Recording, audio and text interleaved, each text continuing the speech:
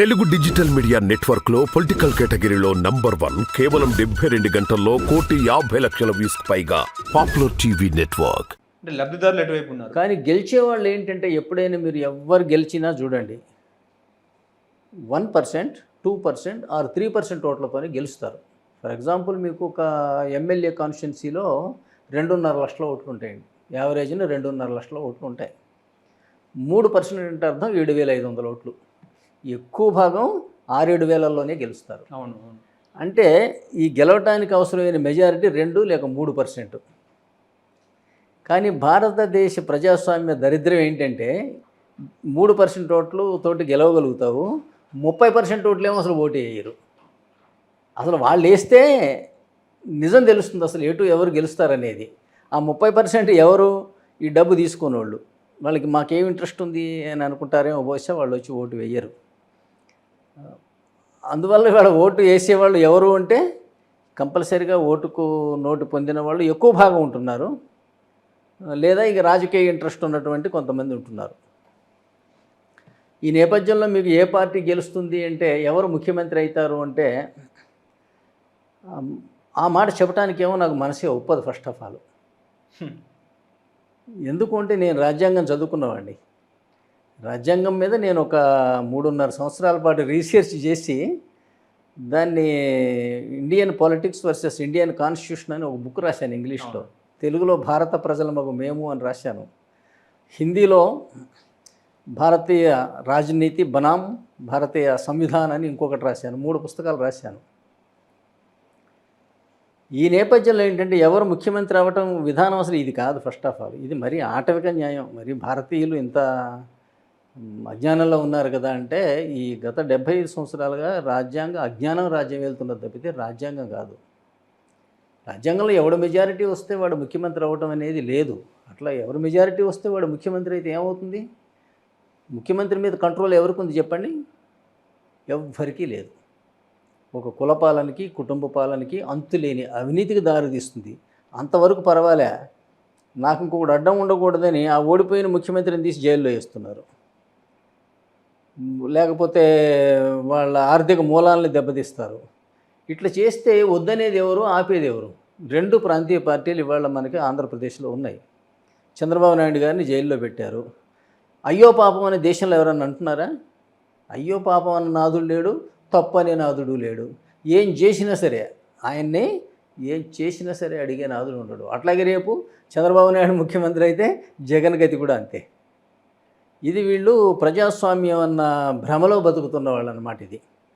అందువల్ల వీళ్ళకి ఈ కర్మ, ఈ పనిష్మెంట్లు, ఈ అవమానాలు అనేది తప్పవు. అందువల్ల ఏంటంటే ముఖ్యమంత్రి ఎవరు అవ్వాలి అంటే మీకు తెలుసు కదా అంటే, గతంలో నేను అనేకసార్లు చెప్పా, ప్రజలు ఎమ్మెల్యేలను ఎన్నుకుంటారు, అట్లాగే ప్రజలు లోక్సభ సభ్యులను ఎన్నుకుంటారు, ఈ ఎమ్మెల్యేలు అందరూ కలిసి రాజ్యసభ సభ్యులను ఎన్నుకుంటారు. ఇప్పుడు మీకు 3 వర్గాలు తయారైనాయి. దేశంలో ఉన్న అసెంబ్లీ సభ్యులు, లోక్సభ సభ్యులు, రాజ్యసభ సభ్యులు. ఈ ముగ్గురిని కలిసి ఎలక్టోరల్ కాలేజ్ అంటారు. ఈ ముగ్గురు కలిసి ఆర్టికల్ 54, 55 ప్రకారం రాష్ట్రపతిని ఎన్నుకుంటారు. అందులో విప్పు కూడా జారీ చేయడానికి వీల్లేదు. అంత నిఖార్సు అయినటువంటి ఎలక్షన్.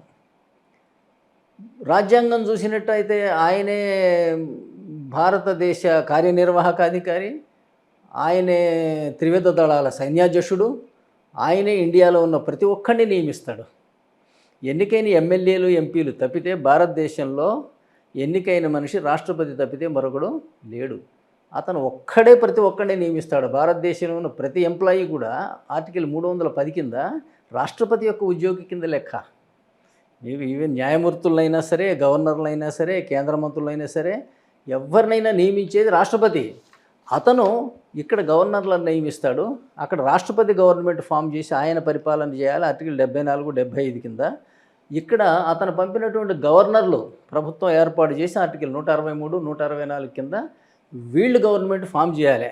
కానీ దురదృష్టవశాత్తు ఏంటంటే ఇట్లా మెజారిటీ వస్తే ముఖ్యమంత్రి అవుతాం అనటం వల్ల ఏమైందో తెలుసా?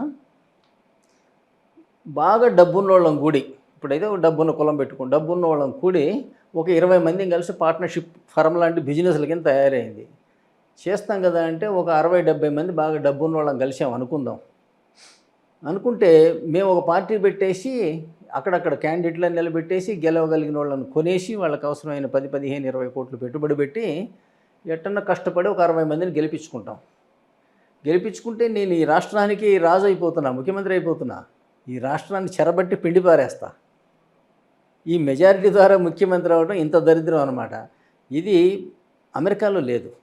ప్రజాస్వామ్యం అంటే అట్లా ఉండాలి. అది చూసి మనం రాసుకున్నాం. నిజానికి మీకు అమెరికా యొక్క ప్రియాంబుల్ ఏముందో, రాష్ట్రపతి ఎన్నిక ఎట్లా ఉందో, రాష్ట్రపతి ప్రమాణ స్వీకారం ఏముందో, అతని అధికారాలు, విధులు, బాధ్యతలు ఏమున్నాయో 100% భారతదేశ రాష్ట్రపతి కూడా అవే ఉన్నాయి. ఓకే. అక్కడ మీకు రాష్ట్రపతికి పార్లమెంట్లో మెజారిటీ ఉండదు. అట్లాగే గవర్నర్ పరిపాలన చేస్తాడు, ఆయనకు అసెంబ్లీలో మెజారిటీ ఉండకూడదు కూడా. ఉంటే ఏమవుతున్నది, మళ్ళీ పాతకాలంలో రాజులాగా ఇక్ష్వాకులు, పల్లవులు, విష్ణుకుండిలాగా మళ్ళీ కమ్మరాజులు, రెడ్డి రాజులు, వెలంరాజులు ఒకళ్ళనొకళ్ళు చివరికి ఎక్కడ దాకపోతాయి ఇవి?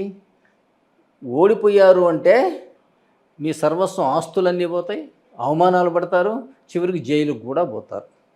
ఈ నేపథ్యం వచ్చేసరికి ఏమవుతుందంటే ఒకళ్ళనొకళ్ళు ఇప్పుడేమో విమర్శించుకునే స్థాయి నుంచి తిట్టుకునే స్థాయికి వచ్చి, కొట్టుకునే స్థాయికి వచ్చి, ఆస్తులు నాశనం చేసుకునే స్థాయికి వచ్చి, రేపేంటంటే ఇవి మర్డర్లు చేసే స్థాయికి పోతాయి.